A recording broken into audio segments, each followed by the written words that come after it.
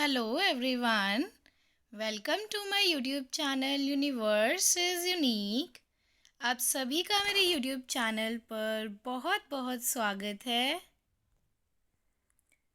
आज है संडे अक्टूबर 22, 2023। English vocabulary में आज हम देखेंगे कि हमने पिछले पूरे हफ्ते मंडे टू सैटरडे कौन कौन से इंग्लिश वोकेबलरी वर्ड सीखे।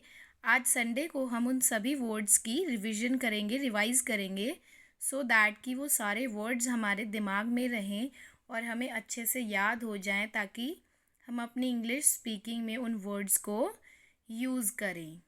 फर्स्ट वर्ड है, मंडे को हमने सीखा था सब्सीक्वेंटली।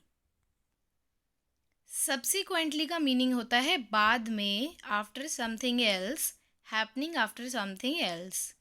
उसके सिनोनिम्स थे later, later on, at a subsequent time, और एंटोनिम्स थे previously, before, earlier, beforehand. And these are the example sentences. Subsequently का मीनिंग था कोई भी परिस्थिति, कोई भी सिचुएशन जो किसी के बाद में होती है। उसका मीनिंग होता है सब्सिक्वेंटली, बाद में। On Tuesday we have learn the English vocabulary word motivate. Motivate का मीनिंग होता है to cause somebody to act in a particular way. किसी को कोई भी काम करने के लिए प्रेरित करना, प्रोत्साहित करना। इसके सिनोनिम्स हैं इन्फ्लुएंस करना, इंस्पायर, स्टिमुलेट और एनकरेज। और एंटोनिम्स हैं डिस्करेज, डिसवेड, हल्ट और hinder. Now example sentences are, his greatest quality is the way he motivates his team. So on Tuesday we have learned the English vocabulary word motivate. Wednesday को हमने word सीखा था euphoria. Euphoria का meaning होता है an extremely strong feeling of happiness, a state of intense happiness and self confidence. Synonyms हैं इसके happiness, joy, joyousness, delight, jubilation. Antonyms depression, sadness, misery and unhappiness. And these are the example sentences. Happiness, euphoria का meaning होता है extremely strong feeling of happiness. Thursday को हमने word सीखा था pre requisites, जिसका मीनिंग होता है आवश्यक शर्तें या ज़रूरी। Something that is necessary for something else to happen और exist, something that is required in advance. यानी कि कोई भी जो कि बहुत ज़रूरी है या कोई आवश्यक शर्तें हैं उनके लिए वर्ड यूज़ किया जाता है pre requisites.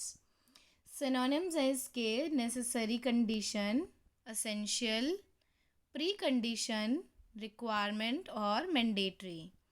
Antonyms of pre requisites are non essential, non necessity, unnecessary और optional. And these are the example sentences.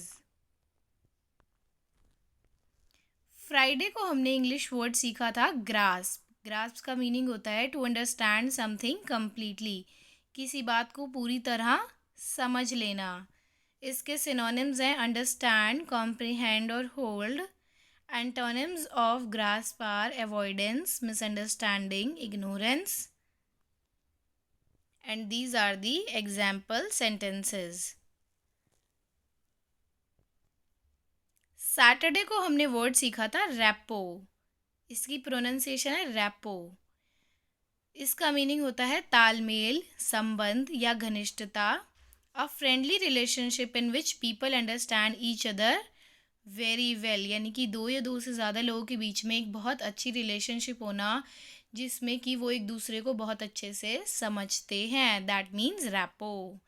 Synonyms of rapport are compatibility, empathy, harmony, togetherness, affinity, bond और understanding.